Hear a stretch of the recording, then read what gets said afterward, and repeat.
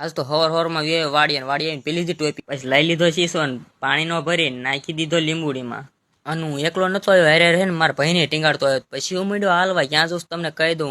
હું આવ્યો તો પૂળા વાળો, અને 10 વીઘાના પૂળા મારે જ વાળવાના છે. અને 265 વાળા પછી બ્લોક ઉતાર્યો તો ભૂલી ગયો તો.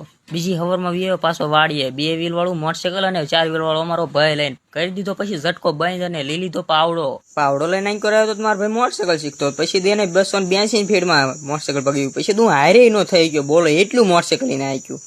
હું તમને કહેવાનું ભૂલી ગયો, હું લેવા આવ્યો હતો. હું ટપકના વાલે ઉજેલું ને ખડ ઉંબળવા આવ્યો હતો. તો હે ને કાલો ફટાફટ ઉંબળવા માંડું. જો 150 વીઘાના વાલનું છે ને ખડ ઉંબળવાનું છે. પછી જ મેં એવી બાકા ચીકી બોલાઈ નાખીને તે પાવડો ભાઈ ગયો, બોલ હાથમાં આવી આવ્યો. માંડ પાવડાને વેલડિંગ કર્યું અને મારો પરસેવો ભાગ્યો જાય.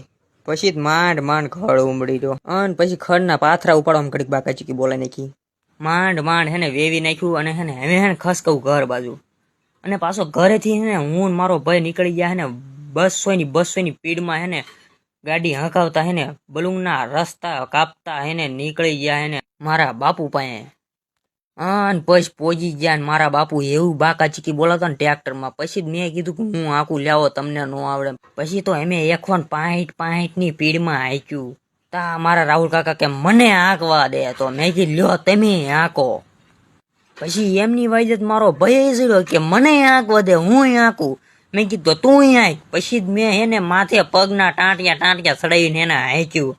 તો એમને બે હાંક્યું ને તદ વાંકા સુકા એરવું જેવા સા કરી નાખ્યા. પછી જ મેં માંડ સીધા દોરી રેખા સા કર્યા. તા મારા બાપુ વ્યાયા. પછી ખસકાયા.